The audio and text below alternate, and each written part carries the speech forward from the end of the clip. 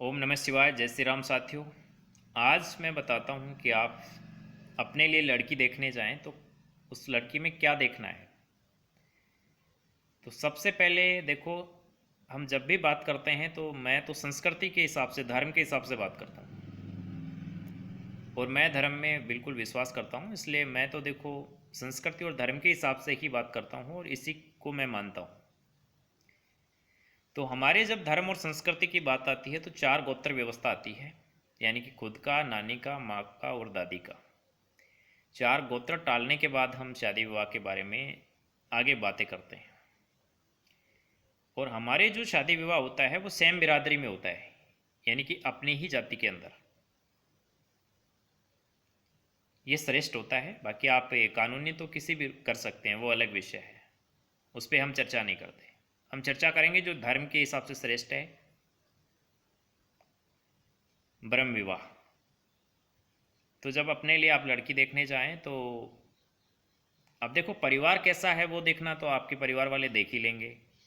गोत्र व्यवस्था वो अपने आप संभाल लेते हैं, परिवार खानदान कैसा है वो देख ही लेते हैं।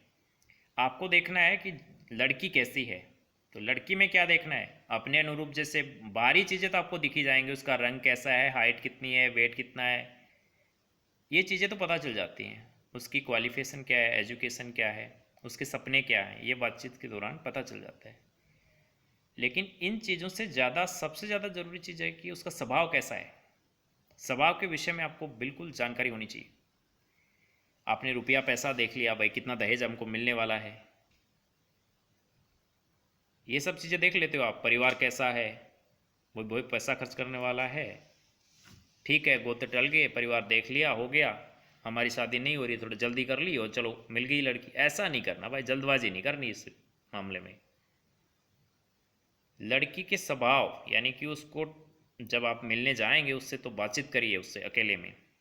उसका जो मतलब, ऐसा तो कोई नहीं है कि आज देखो ज़माने के अंदर क्या हो रहा है आजकल, यानी कि लड़की कोई ज़बरदस्ती तो उसके परिवार वाले शादी नहीं कर रहे, उसका कोई अफेयर तो नहीं है, लव अफेयर्स तो नहीं है। इन सब चीज़ों के बारे में आपको जानकारी करनी है। अब कुंडली मिलान तो आजकल चलो रहा नहीं, कुंडली मिलान तो करते नहीं है। बाकी संस्कृति तो यही कहती है कि कुंडली मिलान अगर हो जाए तो फिर तो कोई देखने की कुछ आवश्यकता ही नहीं है। तो देखो, अगर आपको ज़िंदगी भर किसी के साथ रहना है, 7 जन्म छोड़ो, एक जन्म तो कम से कम निभाना है यार उसके साथ, तो अच्छी लड़की चुनो, अच्छा हमसफ़र अपने लिए चुनो। अब एक को ले आना, फिर वो अगर गलत आ गए तो उसको छोड़ना, फिर दूसरी को लाना, फिर तीसरी को लाना, ये तो क्या, ये करने के लिए थोड़ी जीवन मिला है। फिर जीवन में और भी तो बहुत काम है, जीवन के उद्देश्य हैं, उनको भी तो पूरा करना है। खुद के अपने सपने हैं, अपने परिवार की जिम्मेदारी है, समाज के लिए कुछ करना है, देश के लिए कुछ करना है।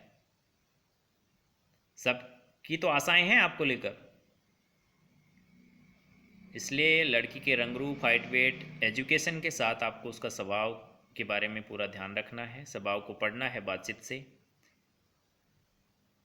और फिर अगर आपको लड़की अच्छी लगती है तो उसको अपना हमसफ़र चुनना है। देखो, कैरेक्टर बहुत मायने रखता है। अगर कैरेक्टर नहीं है तो फिर चाहे दुनिया की सारी दौलत आपके पास हो, ये चरित्र नामक जो धन है ना, ये बड़ा इंपॉर्टेंट है सर। इसको आप अवॉइड नहीं कर सकते। भाई अवॉइड कर दो, सब कुछ अवॉइड कर सकते हो आप, लेकिन कैरेक्टर को अवॉइड नहीं कर सकते। तो कैरेक्टर बहुत इंपॉर्टेंट है, बस इस कैरेक्टर को समझ लेना, उसके बाद अपने लिए हमसफ़र चुनना, तो फिर कभी कोई प्रॉब्लम आएगी नहीं।